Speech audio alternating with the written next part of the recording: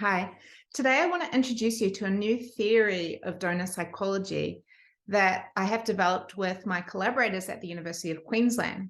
This theory is called Charitable Triad Theory. Now, before you get too freaked out, I'm aware that theory sounds really boring, but what we're hoping is that this theory will actually be really practical and it will help fundraisers to think about donor psychology in a new way.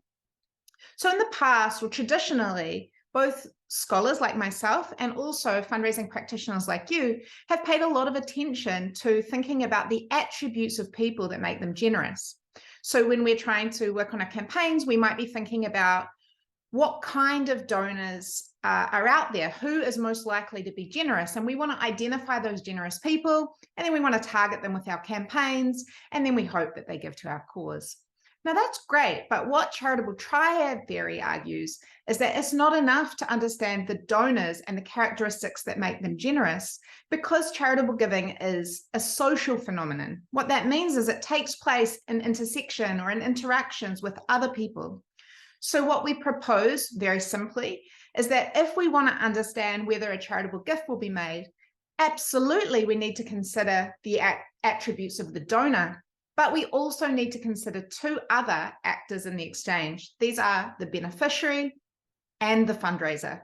So with charitable triad theory, we argue that giving decisions are triadic in nature. That means attributes or characteristics of donors, beneficiaries, and fundraisers all influence charitable choices.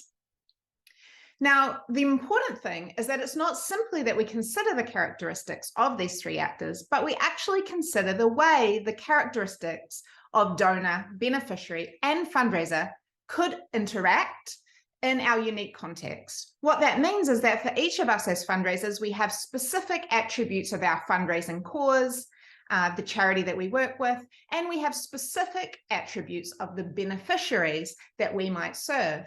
So to be effective as fundraisers, we need to consider what kinds of donors are going to be most motivated to give to our particular kinds of beneficiaries that are being represented by our particular organization. So let me talk you through a brief example of how this could play out. So here what we have are three attributes that in research we've consistently found to be associated with charitable giving. That means that these attributes make it more likely that a donation will be received. So first, we have a donor attribute of reputational concern.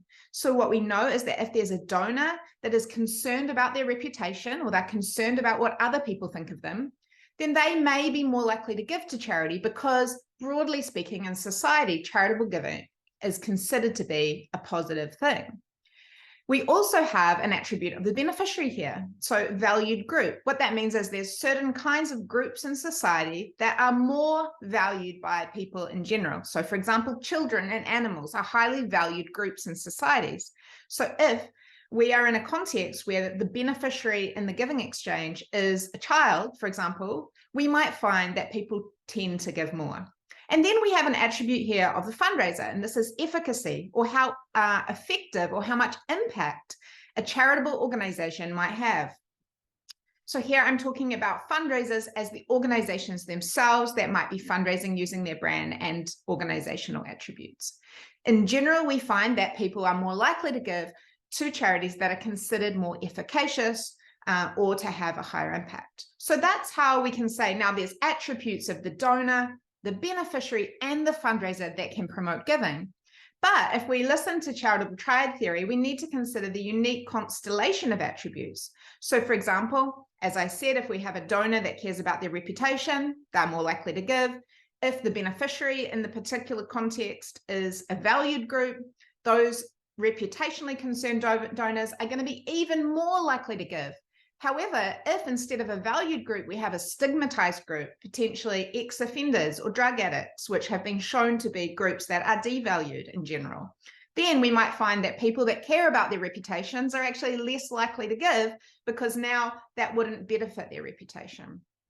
Likewise, if those reputationally concerned donors have already decided not to give because it would not serve their reputation, then it wouldn't matter how efficacious the charity in question is. So that's just a very simple overview of charitable triad theory.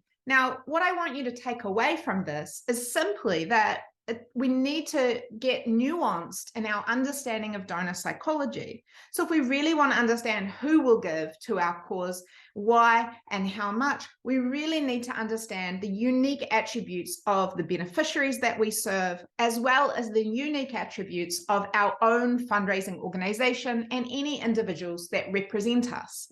Then we'll have a much better idea of how these different relationships exist between the charitable triad. Now, if you're interested in finding out more, you can find my full article outlining charitable triad theory and various ways that it can be used in fundraising on my website, donorpsych.org.